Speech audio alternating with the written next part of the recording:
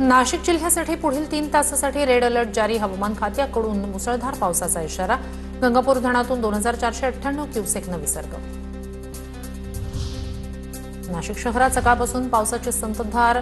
दुतुंड्या मारुतीच्या गुडघ्यापर्यंत पाणी. जिल्ह्यातील 23 पैकी 11 धरणं 100% भरले. गंगापूर धरणातून गोदावरी नदीपात्रात 2498 क्युसेक वेगानं पाण्याचा विसर्ग सुरू. हिंगोली जिल्ह्यातील कयाधू नदीला पूर. बोल्डा पाटा ते उमरा पाटा मार्ग वाहतुकीसाठी बंद. राज्य महामार्गाच्या दोन्ही बाजूंनी वाहनांच्या रांगा. अकोला शहरातील मोरणा नदीच्या पाणी पातळीत वाढ. गेल्या 24 तासात झालेल्या पावसामुळे जिल्ह्यातील सर्व नद्यांना पूर. नदीवरील राजेश्वर सेतू पूल वाहतुकीसाठी बंद. अमरावतीच्या नांदगाव खंडेश्वर तालुक्यात पावसाचं थैमान. कुर्बीगुंड परिसरातील शेताना तलावाचं स्वरूप. जोरदार पावसामुळे विद्युत प्रवाह वाहून नेणारे अनेक पोल कोसळले. मुसळधार पावसाच्या पार्श्वभूमीवर उपमुख्यमंत्री सुनेत्रा पवार यांच्याकडून अमरावती जिल्ह्याचा आढावा. मुसळधार पावसामुळे अनेक भागातील नदी नाल्यांना पूर. काही गावांचा मुख्य रस्त्यांशी संपर्क तुटला. बुलढाणा जिल्ह्यात जोरदार पाऊस सुरू. पावसामुळे सर्व नदी आणि ओढ्यांना पूर. पुराच्या पाण्यामुळे शेतीचं मोठं नुकसान. जळगाव, जामोद आणि संग्रामपूरसह इतर तालुक्यांमध्ये शेकडो हेक्टर शेती पाण्याखाली. तर पावसासंदर्भातल्या आणखी काही महत्त्वाच्या घडामोडींचा आढावा घेणार आहोत न्यूज टॉप 9 मध्ये. मुसळधार पावसामुळे नागपूरसह विदर्भातील 8 जिल्ह्यांना फ्लॅश फ्लडचा इशारा. अचानक पूरस्थिती निर्माण होण्याचा हवामान विभागाचा अंदाज. यवतमाळच्या आर्णीतील दहेली गावात कुट्टी नदीत कार वाहून गेली. कारमधील पती बचावला, मात्र पत्नीसह 2 चिमुकल्या बेपत्ता.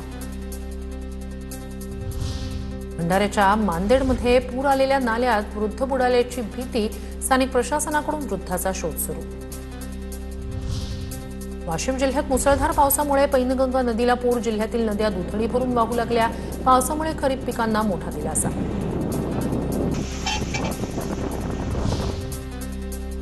वाशिम जिल्ह्यात मुसळधार पावसामुळे जनजीवन विस्कळीत. रिसोड मार्गावरील झोडप बुद्रुक इथल्या पुलावरून पाणी वाहू लागलं.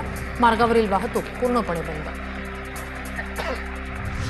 वर्धा जिल्ह्यात जोरदार पावसामुळे नदी नाल्यांना पूर. वर्धा ते राळेगाव मार्गावरील यशोदा नदीवरील पुलावरून पाणी वाहत असल्यानं वाहतूक बंद. भिडी, रत्नापूर, शिरपूर इथे जवळपास 15 घरांमध्ये पावसाचं पाणी शिरलं. यशोदा नदीकाठच्या शेकडो एकरातील पिकं पाण्याखाली. महाबळेश्वर तापोळा मार्गावरील खचलेला रस्ता 4 दिवसात दुरुस्त करत वाहतूक सुरळीत. रस्ता दुरुस्त झाल्यानं 105 गावांशी संपर्क. मुसळधार पावसामुळे मार्ग खचला होता. पुण्यातील खडकवासला धरण भरलं. धरणातून 16,000 क्युसेकनं पाण्याचा विसर्ग सुरू. धरण क्षेत्रात पावसाच्या संततधार असल्यामुळे पाण्याचा विसर्ग वाढवला. मुळा-मुठा नदीच्या पाणी पातळीत मोठी वाढ. मुंबईत मंत्रालय परिसरात जोरदार पाऊस. मुंबईला पावसाचा येलो अलर्ट जारी. पावसाचं प्रमाण वाढण्याची शक्यता. आता पाहणार आहोत टॉप 9 राजकीय बातम्या. केंद्रीय गृहमंत्री अमित शहा उद्या पुणे दौऱ्यावर. लोकमान्य टिळक राष्ट्रीय पुरस्कार प्रदान सोहळ्याला शहा हजेरी लावणार. अमित शहांच्या दौऱ्याला काँग्रेसचा विरोध. राजकारण तापलं.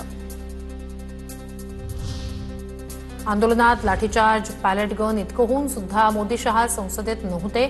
खात्याशी ज्यांचा संबंध नाही ते मंत्री उत्तर देत होते. मोदी शहांकडून राष्ट्रभक्तीचं ढोंग सुरू. संसदेतील मोदी शहांच्या अनुपस्थितीवर संजय राऊतांची सडकून टीका. अमित शहांच्या दौऱ्याचा विरोध करण्यासाठी काँग्रेस आंदोलन करणार. आंदोलनाच्या तयारीसाठी काँग्रेस भवनात 4 वाजता बैठक पार पडणार. अमित शहांच्या दौऱ्याला विरोध करण्याचा प्रशांत जगताप यांचा इशारा. फडणवीसांनी चंद्रकांत पाटील यांची नोबेल पुरस्कारासाठी शिफारस केली पाहिजे. आंतरराष्ट्रीय विज्ञान विद्यापीठात चंद्रकांत पाटील यांना कुलगुरू करायला हवं. चंद्रकांत पाटील यांच्या वक्तव्यावरून संजय राऊतांकडून उपरोधिक टीका. वायझेड सिक्युरिटी असलेल्या माणसाची बुद्धिमत्ता बघा. सीजेपी आंदोलनावरील चंद्रकांत पाटील यांच्या वक्तव्यावरून रवींद्र धंगेकर यांची टीका. दगडांवरील आंदोलकांचे ठसे आधारशी लिंक होणार. चंद्रकांत पाटील यांनी केलं होतं वक्तव्य. सरकार तरुणांचं सोशल मीडिया अकाउंट ब्लॉक करत आहे. केंद्र सरकार जेन झी यांना शांत करू शकत नाही. राहुल गांधी यांचा मोदी शहांवर ट्विट करत निशाणा. तुम्ही भारताचा भूतकाळ भविष्य सोबत वागताना काळजी घ्या. राहुल गांधींचा सल्ला.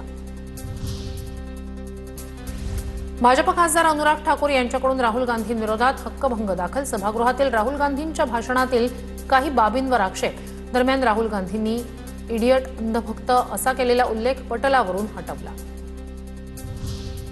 कॉकरोच जनता पार्टीच्या आंदोलनावर सिनेमा येणार. ऍक्सिडेंटल कॉकरोच पार्टी सिनेमाचं नाव ठरलं. 20 कोटींचं बजेट. आंदोलनावर आधारित सिनेमाची घोषणा. आंदोलनादरम्यान घडलेल्या पडद्यामागील घटना दाखवल्या जाणार. उपमुख्यमंत्री एकनाथ शिंदे पुढच्या महिन्यात दिल्ली दौऱ्यावर. 8 आणि 9 ऑगस्टला शिंदेंचा दिल्ली दौरा. रक्तदान शिबिरासाठी एकनाथ शिंदे दिल्लीत दाखल होणार. दिल्ली दौऱ्यावर असताना भाजपच्या वरिष्ठ नेत्यांची भेट घेणार, सूत्रांची माहिती. आता पाहणार आहोत टॉप 9 महत्त्वाच्या बातम्या. 2014 मध्ये फडणवीसांनी मराठा समाजाला आरक्षण दिलं. महायुती सरकारनं मराठा समाजासाठी अनेक निर्णय घेतले. राधाकृष्ण विखे पाटील यांची प्रतिक्रिया. तर मविया सरकारच्या काळात मराठा समाजाचं नुकसान. राधाकृष्ण विखे पाटील यांचा आरोप. मुढवा जमीन गैरव्यवहार प्रकरण. जमीन प्रकरणातील दस्त रद्द. मात्र जिल्हा प्रशासनाकडून दावा मागे घेण्यास नकार. जमिनीच्या मालकीबाबत अद्याप संभ्रमावस्था.